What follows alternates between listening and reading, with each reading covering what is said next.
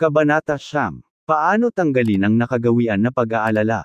Hindi mo kailangang maging biktima ng pag-aalala. Sa pinakasimpleng anyo nito, ano nga ba ang pag-aalala? Ito ay isang hindi malusog at nakasisirang mental na kasanayan. Hindi ka ipinanganak na may ugali ng pag-aalala. Nakuha mo ito. At dahil maaari mong baguhin ang anumang ugali at anumang nakuhang mga pag-uugali, maaari mong alisin ang pag-aalala sa iyong isipan. Dahil ang agresibo, direktang aksyon ay mahalaga sa proseso ng pag-aalis, mayroon lamang isang tamang oras upang simulan ang isang epektibong pag-atake sa pag-aalala, at iyon ay ngayon.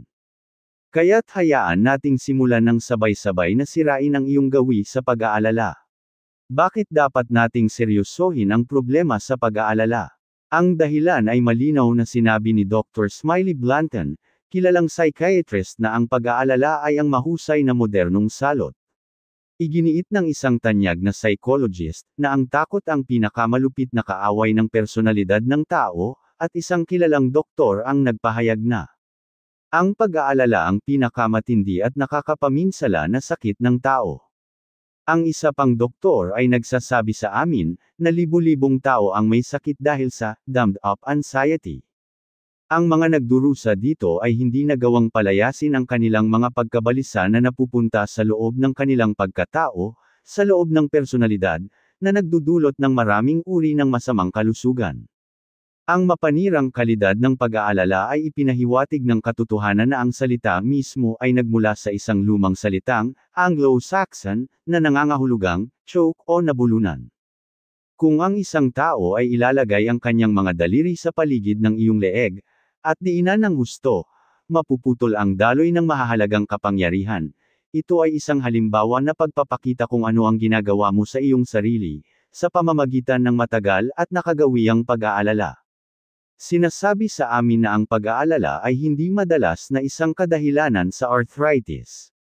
Iginiit ng mga manggagamot na nagsuri sa mga sanhi ng laganap na sakit na ito na ang mga sumusunod na salik, ilan sa mga ito, ay halos palaging naroroon sa mga kaso ng arthritic. Sakuna sa pananalapi, pagkabigo, tensyon, pangamba, kalungkutan, dalamhati, matagal ng hinanakit, at nakagawiyang pag-aalala. Sinasabing ang isang kawani ng klinik ay nagsagawa ng pag-aaral sa 176 na mga ehekutibong Amerikano na may average na edad na 44 na taon, at natuklasan na ang kalahati ay may mataas na presyon ng dugo, sakit sa puso, o mga ulcer. Kapansin-pansin sa bawat kaso ng mga nagdurusa na ang pag-aalala ay isang kilalang kadahilanan. Ang taong palaging nag-aalala ay mas malamang na hindi mabuhay ng matagal, kaysa sa tao na natutunan ng malimpasan ang kanyang mga alalahanin.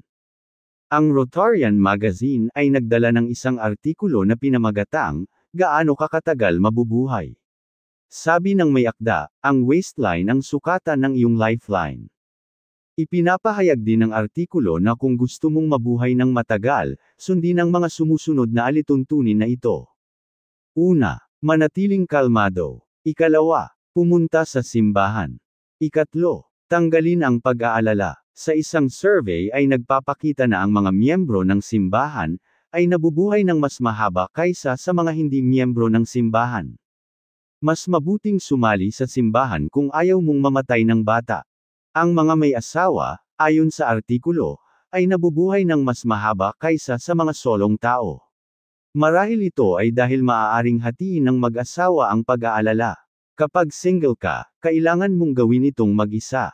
Isang siyentipikong expert, sa haba ng buhay ang gumawa ng isang pag-aaral sa mga 450 katao na nabuhay hanggang 100 taong gulang.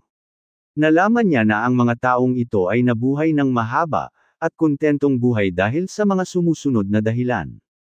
1. Naging abala sila. 2. Gumamit sila ng katamtaman sa lahat ng bagay. 3. Magaan at simple silang kumain. 4. Malaki ang naging kasiyahan nila sa buhay. 5. Maaga silang natutulog at maagang nagigising.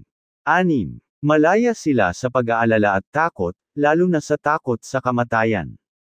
7. Sila ay may matiwasay na pag-iisip at pananampalataya sa Diyos.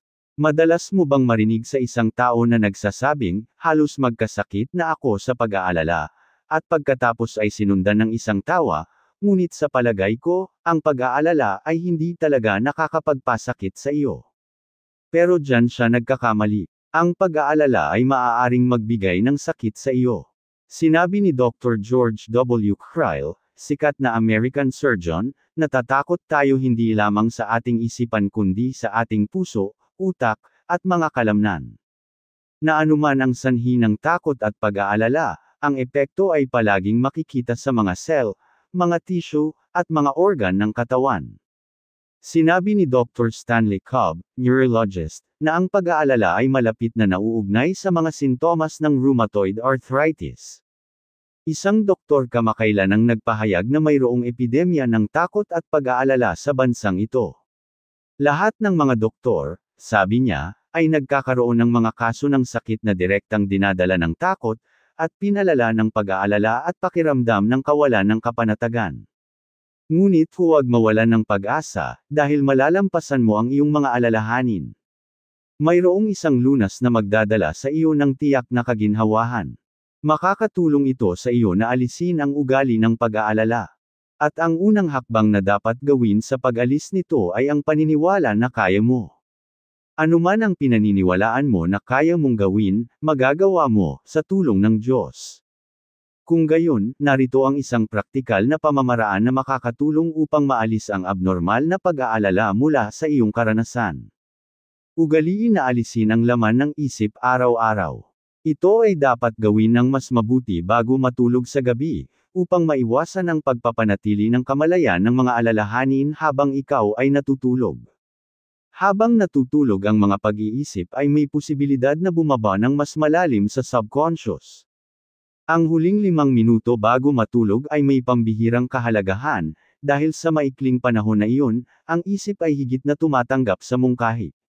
Ito ay may posibilidad na kunin ang mga huling ideya na naaaliw sa paggising ng kamalayan.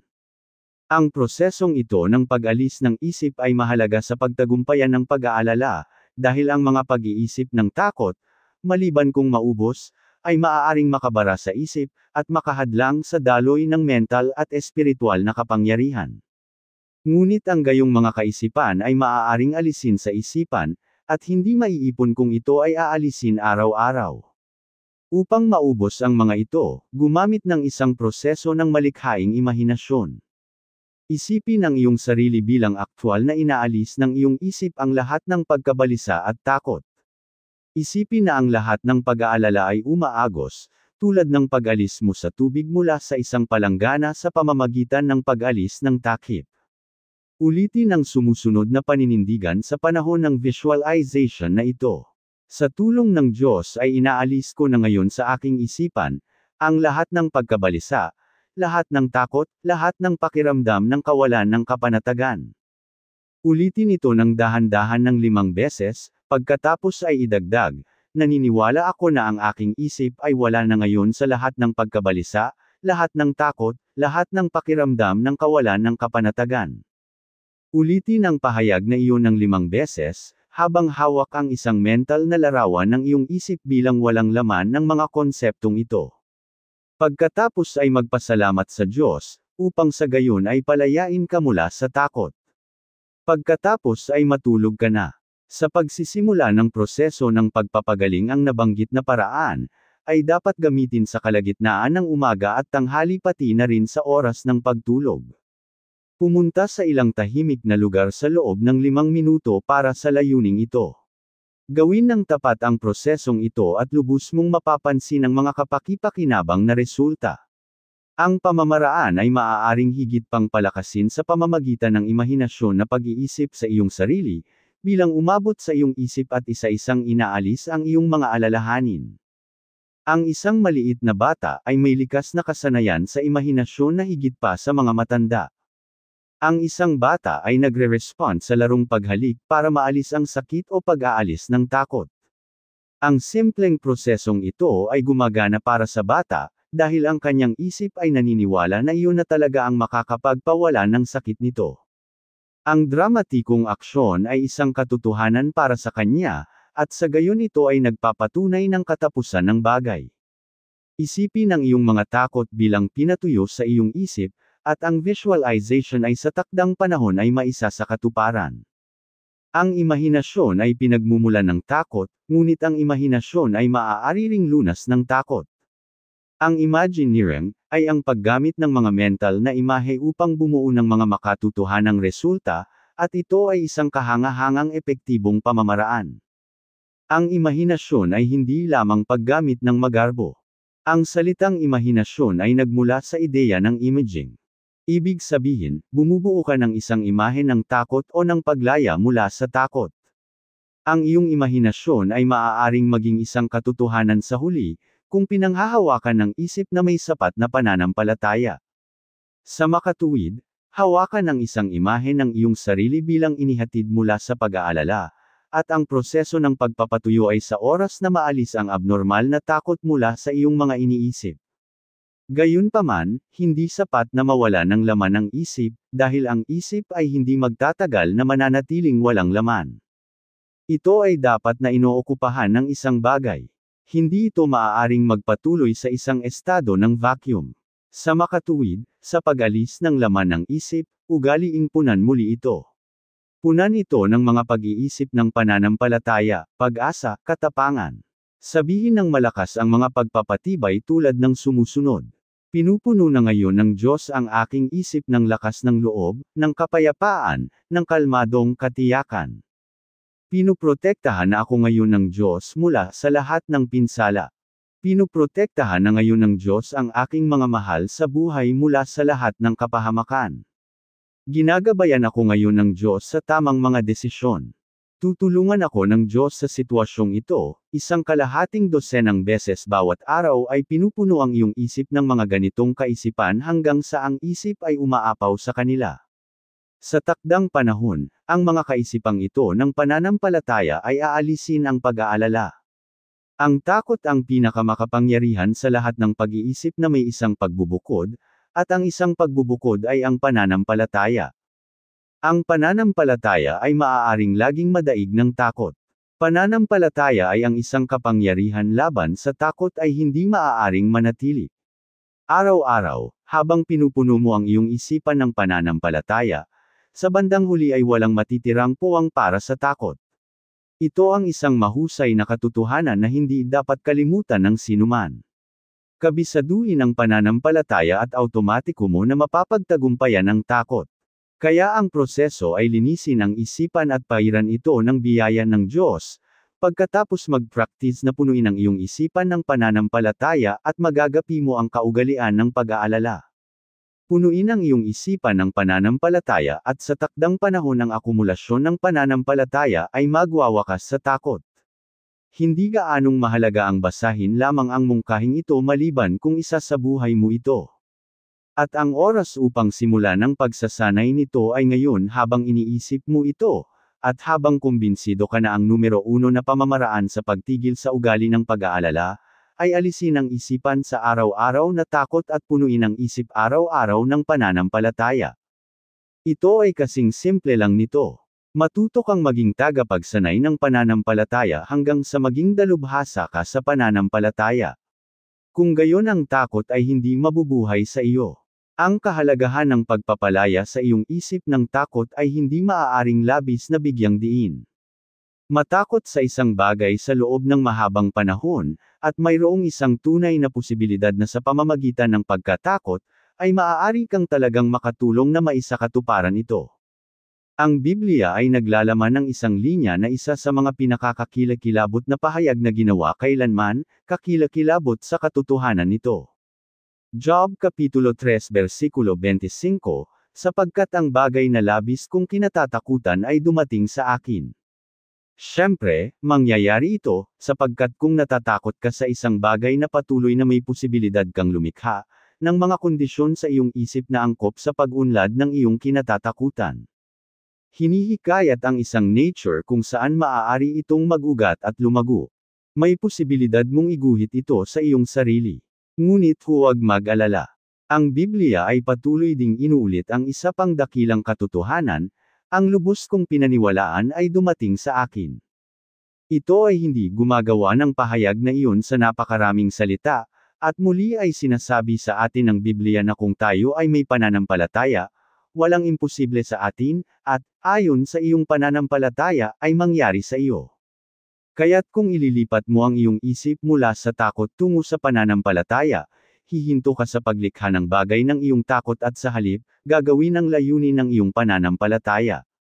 Palibutan ang iyong isipan ng malusog na kaisipan, kaisipan ng pananampalataya, at hindi takot, at magbubunga ka ng mga resulta ng pananampalataya sa halip na mga resulta ng takot. Dapat gamitin ang diskarte sa kampanya laban sa ugali ng pag-aalala. Ang isang harap na pag-atake sa pangunahing katawan ng pag-aalala na may pag-asa na masakop ito, ay maaaring maging mahirap. Marahil ang isang mas matalinong plano ay upang lupigin ang mga panlabas na kuta ng isa't isa, unti-unting sumasara sa pangunahing posisyon. Upang baguhin ang figure, maaaring makabubuting alisin ang maliliit na alalahanin sa pinakamalayong bahagi ng iyong takot. Pagkatapos ay magtrabaho muli at sa wakas ay sirain ang pangunahing puno ng pag-aalala. Sa aking bukid ay kinailangan kong putulin ang isang malaking puno, na labis kong ikinalulungkot. Ang pagputol ng isang malaking lumang puno ay puno ng kalungkutan. Dumating ang mga lalaki na may dalang lagaring pinaandar ng motor, at inaasahan kong magsisimula sila sa pamamagitan ng pagputol sa pangunahing puno ng kahoy malapit sa lupa. Sa halip, naglagay sila ng mga hagdan at sinimulang putulin ang maliliit na sanga, pagkatapos ay ang mas malalaking sanga, at sa huli ay ang tuktok ng puno.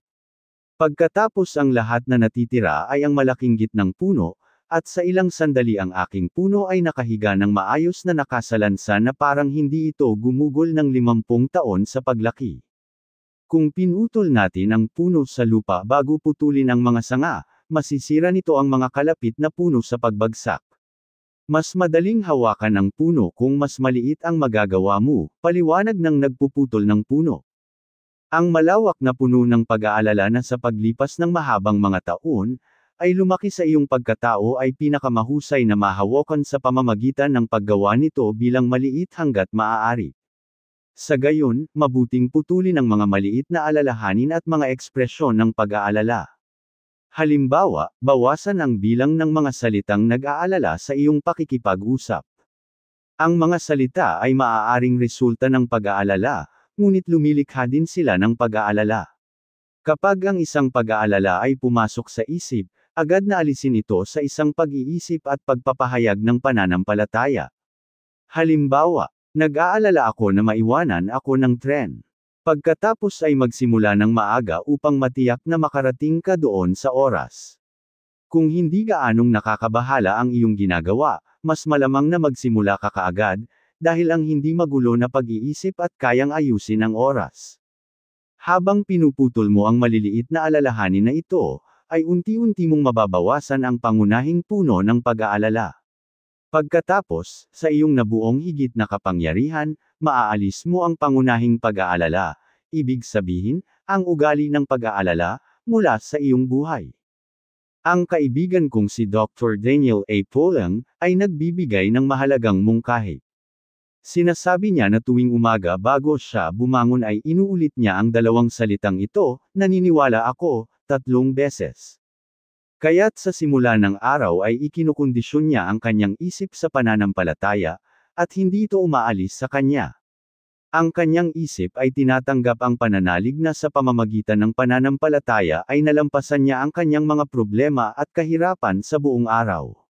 Sinisimulan niya ang araw na may mga malikhaing positibong kaisipan sa kanyang isipan.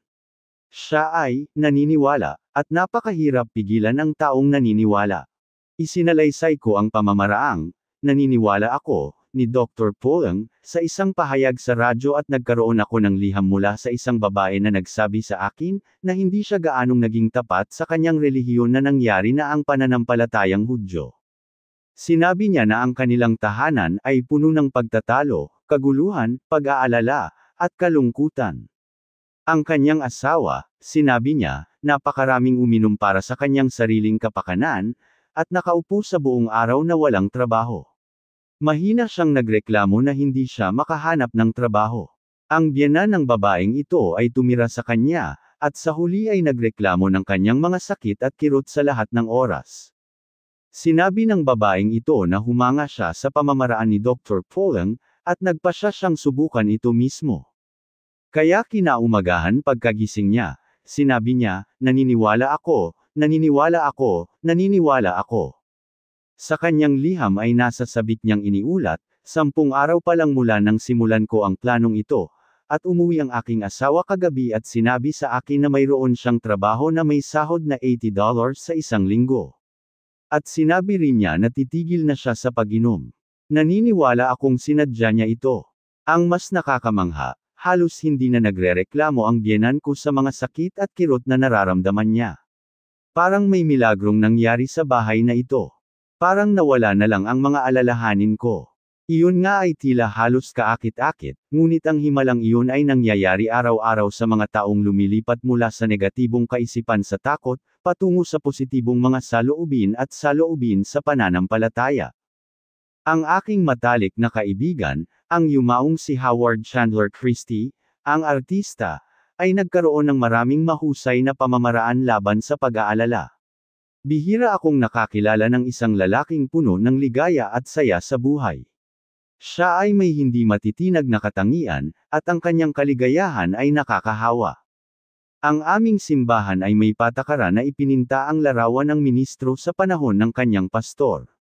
Ang larawang ito ay nakabitin sa tahanan ng ministro hanggang sa kanyang kamatayan. Ito ay ibinalik sa simbahan at inilagay sa isang galeriya, kasama ang mga larawan ng kanyang mga naunang leader. Karaniwang patakaran ng Board of Elders at Deacons, na magpapinta ng isang larawan kapag sa kanilang matalinong pagpapasya, ang ministro ay litaw ang kagwapuhan. Habang ako'y nakaupo para kay Mr. Christie, tinanong ko, Howard, huwag kang mag-alala. Tumawa siya. Hindi talaga. Hindi ako naniniwala dito. Bueno, komento ko, iyan ay isang simpleng dahilan para hindi mag-alala. Sa katunayan, para sa akin ay napakasimple, hindi ka lang naniniwala dito, kaya hindi mo ito ginagawa. Hindi ka ba nag-aalala? Itinanong ko. Sumagot siya, oo, sinubukan ko ito minsan. Napansin kong tila nag-aalala ang iba at iniisip ko baka may kailangan akong malaman, kaya isang araw nagdesisyon akong subukan ito. Naglaan ako ng isang araw at sinabing, iyon ang araw ng pag-aalala ko. Napagpasyahan kong sisiyasatin ko ang negosyong ito ng pag-aalala at gagawa ng ilang pag-aalala para lang makita kung ano ito. Nang gabi bago sumapit ang araw, natulog ako ng maaga para makatulog ng mahimbing, para makapagpahinga, at para magawa ng mabuting trabaho sa pag-aalala sa susunod na araw. Kinaumagahan ay bumangon ako, kumain ng masarap na almusal, dahil hindi ka maaaring mag-alala ng matagumpay kapag walang laman ang tiyan, at pagkatapos ay nagpasyang kunin ang aking pag-aalala. Bueno, sinubukan kong mag-alala hanggang sa tanghali, ngunit hindi ko ito maisip. Wala itong katuturan sa akin, kaya binigay ko na lang. Natawa siya sa isa sa mga nakakahawa niyang tawa. Pero, sabi ko, dapat may ibang paraan ka para madaig ang pag-aalala. Talagang ginawa niya, at ito marahil ang pinakamabuting paraan sa lahat. Tuwing umaga ay gumugugol ako ng 15 minuto na pinupuno ang aking isip na puno ng Diyos, sabi niya. Kapag ang iyong isip ay puno ng Diyos, walang puwang para sa pag-aalala. Pinupuno ko ang aking isip na puno ng Diyos araw-araw at mayroon akong oras ng aking buhay sa buong araw. Si Howard Christie ay isang mahusay na artista na may brush, ngunit siya ay isang mahusay na artista sa buhay, dahil nakuha niya ang isang mahusay na katotohanan, at pasimplehin ito hanggang sa pangunahing katotohanan nito, ibig sabihin, iyon lamang ang lumalabas sa isipan na orihinal na inilagay mo sa isipan, lakas ng loob. Ang pag-aalala ay isang mapanirang proseso ng pag-okupa sa isip, ng mga kaisipang salungat sa pag-ibig at pangangalaga ng Diyos. Sa pangkalahatan, iyon lang ang pag-aalala. Ang Lunas ay puna ng isip ng mga kaisipan ng kapangyarihan ng Diyos, kanyang proteksyon, at kanyang kabutihan. Minuto araw-araw na pinupuno ang iyong isip na puno ng Diyos.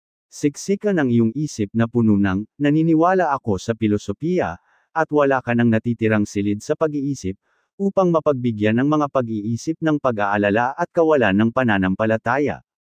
Maraming tao ang nabigo sa pagdaig sa mga problema tulad ng pag-aalala, dahil hindi tulad ni Howard Christie, pinapayagan nila ang problema na magmukhang komplikado, at hindi ito inaatake gamit ang ilang simpleng pamamaraan. Ito ay nakakagulat kung paano ang aming pinakamahirap na mga personal na problema, ay madalas na nagbubunga sa isang hindi komplikadong pamamaraan. Ito ay dahil hindi sapat upang malaman kung ano ang gagawin sa mga paghihirap. Dapat alam din natin kung paano gawin ang dapat gawin. Ang sikreto ay gumawa ng paraan ng pag-atake at patuloy na gawin ito.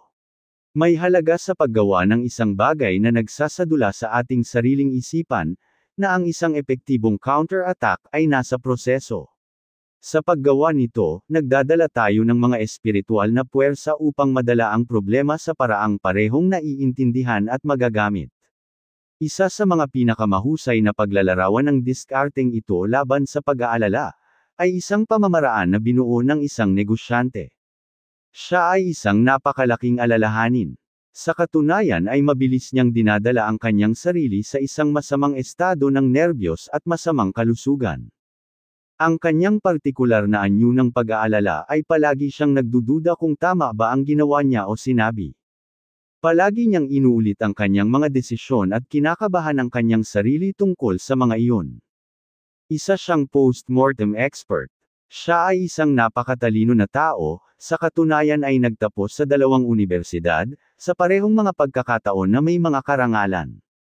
Iminungkahi ko na dapat siyang gumawa ng ilang simpleng paraan, na makatutulong sa kanya na ihinto ang araw kung kailan ito natapos at magpatuloy sa hinaharap at kalimutan ito. Ipinaliwanag ko ang mahigpit na bisa ng simple, isinadulang espiritual na katotohanan. Laging totoo na ang pinakadakilang mga isip ay may pinakamahusay na kakayahan na maging simple, ibig sabihin, sila ay may kakayahang gumawa ng ilang simpleng mga plano para maisegowa ang malalim na katotohanan, at ginawa iyon ng taong ito kaugnay ng kanyang mga alalahanin. Napansin kong nag-improve siya at nagkomento dito. Oo, tama, sabi niya, sa wakas ay nakuha ko na ang sekreto at ito ay gumana ng mahusay. Sinabi niya na kung pupunta ako sa kanyang opisina minsan bago matapos ang araw, ay ipapakita niya sa akin kung paano niya sinira ang ugali ng pag-aalala. Isang araw, tinawagan niya ako at hiniling na maghapunan sa gabing iyon. Nakita ko siya sa kanyang opisina. Ipinaliwanag niya na sinira niya ang kanyang ugali sa pag-aalala sa pamamagitan ng paggawa ng kaunting ritual na ginagawa niya gabi-gabi bago umalis sa kanyang opisina. At ito ay napakakaiba. Nagdulot ito ng pangmatagalang impresyon sa akin. Kinuha namin ang aming mga sombrero at coat at nagsimulang magtungo sa pinto. Sa may pintuan ng kanyang opisina ay nakatayo ang isang basurahan at sa itaas nito sa dingding ay isang kalendaryo. Ito ay hindi isa sa mga kalendaryo kung saan nakikita mo ang isang linggo o isang buwan, o 3 buwan, ito ay isang araw na kalendaryo. Isang petsa lang ang makikita mo sa isang pagkakataon, at ang petsang iyon ay nasa malaking print. Sinabi niya, ngayon ay gagawin ko ang aking panggabing ritual, ang isa na nakatulong sa akin na maputol ang pag-aalala na ugali. Kinuha niya at pinunit ang pahina ng kalendaryo para sa partikular na araw na iyon. Binilog niya ito sa isang maliit na bola at ako'y nabighani sa panunood, habang dahan-daang bumukas ang kanyang mga daliri at itinapon niya ang kalendaryo na iyon sa basurahan.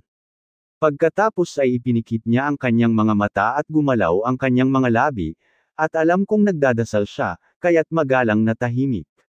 Nang matapos ang kanyang panalangin ay sinabi niya ng malakas, Amen. Okay, tapos na ang araw. Halika, lumabas tayo at magsaya. Habang naglalakad kami sa kalye ay nagtanong ako, gusto mo bang sabihin sa akin kung ano ang sinabi mo sa panalangin na iyon? Tumawa siya at sinabi, sa palagay ko hindi ito uri ng panalangin. Ngunit nagpumilit ako, at sinabi niya, bueno, nananalangin ako ng ganito, Panginoon, ibinigay mo sa akin ang araw na ito. Hindi ko ito hiniling, ngunit natutuwa akong makuha ito. Ginawa ko ang lahat ng makakaya ko dito at tinulungan mo ako, at nagpapasalamat ako sa iyo. Nagkamali ako. Noon ay hindi ko sinunod ang iyong payo, at ikinalulungkot ko iyon. Patawarin mo ako. Ngunit nagkaroon din ako ng ilang mga tagumpay, at nagpapasalamat ako sa iyong patnubay. Ngunit ngayon, Panginoon, mga pagkakamali o tagumpay o pagkatalo, natapos na ang araw at natapos ko na ito, kaya't ibinabalik ko ito sa iyo. Amen. Marahil hindi iyon isang orthodox na panalangin, ngunit tiyak na napatunayang ito ay isang mabisa. Isinadula niya ang pagtatapos ng araw at itinakda niya ang kanyang mukha sa hinaharap. Umaasang gagawa siya ng mas mahusay sa susunod na araw. Nakipagtulungan siya sa paraan ng Diyos. Kapag natapos na ang araw, padidilimin ito ng Diyos sa pamamagitan ng pagbaba ng tabing ng gabi. Sa pamamaraang ito ang mga nakaraang pagkakamali at kabiguan ng tao na ito, unti-unting nawala sa kanya ang kanyang mga kasalanan sa pagkukulang at komisyon. Nawala siya sa mga alalahanin na naipon mula sa kanyang mga kahapon. Sa pamamaraang ito, ang taong ito ay nagsasanay ng isa sa pinakamabisang mga formula laban sa pag-aalala, na inilalarawan sa mga salitang ito. Filipos Kapitulo 3 versikulo 13 hanggang 14, ngunit ang isang bagay na ito ay ginagawa ko, na kinakalimutan ang mga bagay na nasa likuran, at inaabot ang mga bagay na nasa unahan, ako'y nagsusumikap patungo sa gantimpala ng mataas na pagkatawag ng Diyos kay Kristo Jesus. Ang iba pang praktikal na pamamaraan laban sa pag-aalala ay maaaring magmungkahi ng kanilang sarili sa iyo, at dapat ko gustong marinig ang mga iyon na pagkatapos ng maingat na paggamit ay napatunayang epektibo. Naniniwala ako na tayong lahat na interesado sa pagpapabuti ng sarili ay kapwa mag-aaral sa dakilang espiritual na laboratorio ng Diyos. Sama-sama tayong gumagawa ng mga praktikal na pamamaraan ng matagumpay na pamumuhay.